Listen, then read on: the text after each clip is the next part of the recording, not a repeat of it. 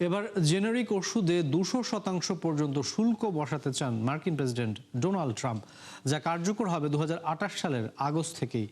যুক্তরাষ্ট্রে ওষুধ উৎপাদন বাড়াতেও বিদেশি নির্ভরতা কমাতেই এমন সিদ্ধান্ত নিয়েছে মার্কিন প্রেসিডেন্ট। এতে বড় আঘাত আসতে পারে বিশ্বের অন্যতম বড় ওষুধ রপ্তানিকারক ভারতের উপর।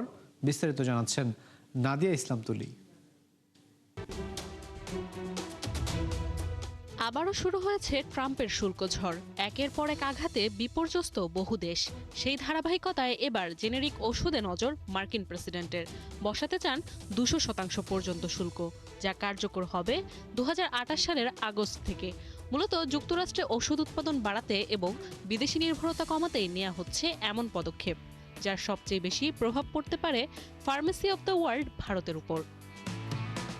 ট্রুথ সোশ্যালে ট্রাম্প জানান, 2026 সালের 1 আগস্ট থেকে 2027 সালের 31 জুলাই পর্যন্ত যুক্তরাষ্ট্রে আমদানি করা জেনেরিক ওষুধে থাকছে না শুল্ক।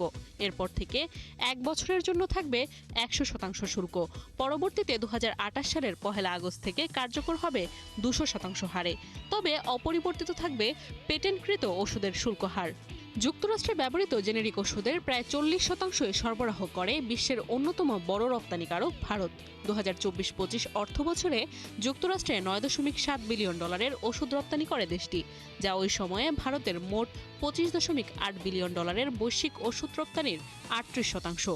বিশ্লেষকরা বলছেন, ট্রাম্পের নতুন পরিকল্পনা দেশটির উপর কতটা প্রভাব ফেলবে তা এখনই স্পষ্ট নয়।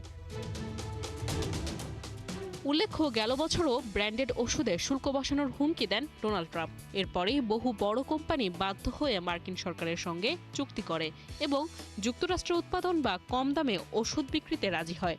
তাই ধারণা করা হচ্ছে, আগের শুল্ক নীতিতে সুফল পাওয়ায় নতুন এই পরিকল্পনা সাজিয়েছেন মার্কিন প্রেসিডেন্ট। নাদিয়া ইসলাম তুলি, 71।